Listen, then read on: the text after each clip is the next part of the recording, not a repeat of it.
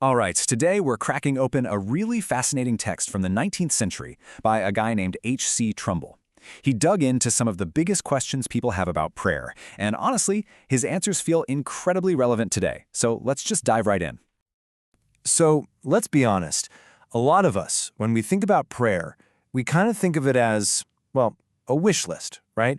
We're asking for things, sending our needs and wants up into the cosmos.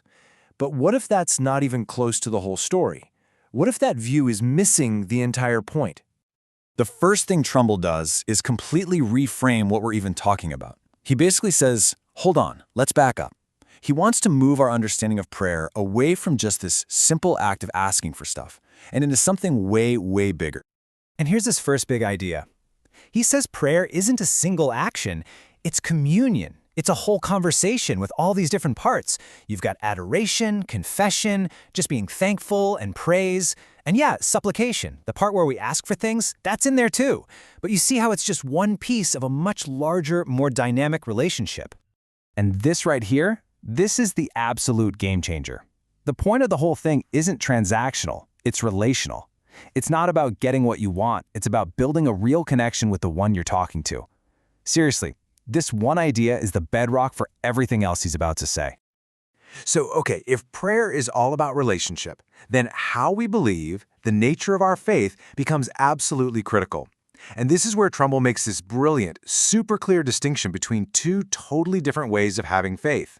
This is really the heart of his entire argument. Okay, look at this. On one side, you have prayer in faith. This is all about trusting the character of God. The person, God himself, is what your faith is in, so you trust whatever answer you get. But on the other side, you have faith in prayer. This is totally different. This is when you trust the process of praying. It's like you believe that if you just say the right words, you'll get a result. It's almost superstitious. And Trumbull gives this incredible, real-world example to show the difference. Back in 1881, President Garfield was shot, and the entire nation was praying for him to recover.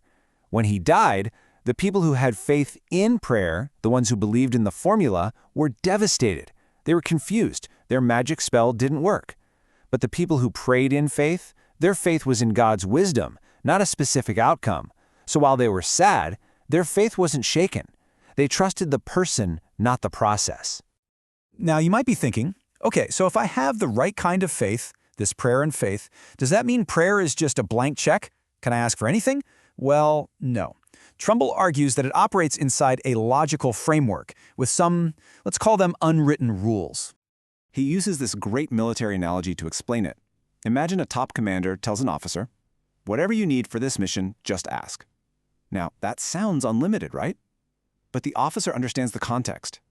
He knows he can ask for more troops, more supplies, but he can't ask the commander to, surrender the war or give him a pony. The promise is huge, but it exists within the boundaries of their shared purpose and their relationship. So what do those unwritten rules look like in practice? Well, it boils down to this. First, your request should probably line up with what you already know about God's character. Second, it can't be for something obviously selfish or destructive. Third, and this is a big one, it's always offered with humility, submitting to the idea that God knows more than you do. Which leads to the last point. When you're praying for something uncertain, it's never a demand. It's always a trustful request. And this is where Trumbull draws a really sharp line.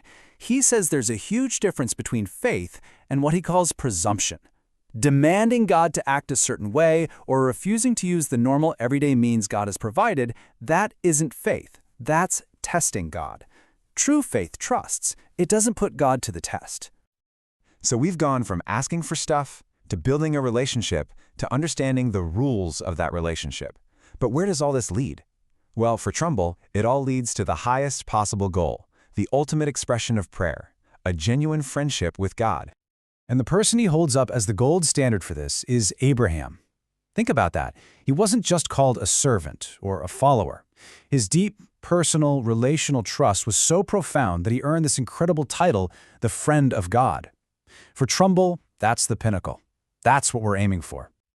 So what does this friendship prayer look like? Well, for starters, it's a real two-way street. It's a conversation. It becomes less about your personal checklist and more about a shared purpose. It actually allows for brutally honest, even bold, back and forth. And in the end, The health and trust of the friendship itself becomes way more important than whether you get a yes or no on any single request. And that's really the question Trumbull leaves us with. If you stop seeing prayer as putting coins in a cosmic vending machine and start seeing it as an ongoing conversation with a wise, loving, and trusted friend, what changes? How does that affect what you say, how you listen, what you even want to talk about? It changes everything. And that's the core of his really powerful and timeless idea.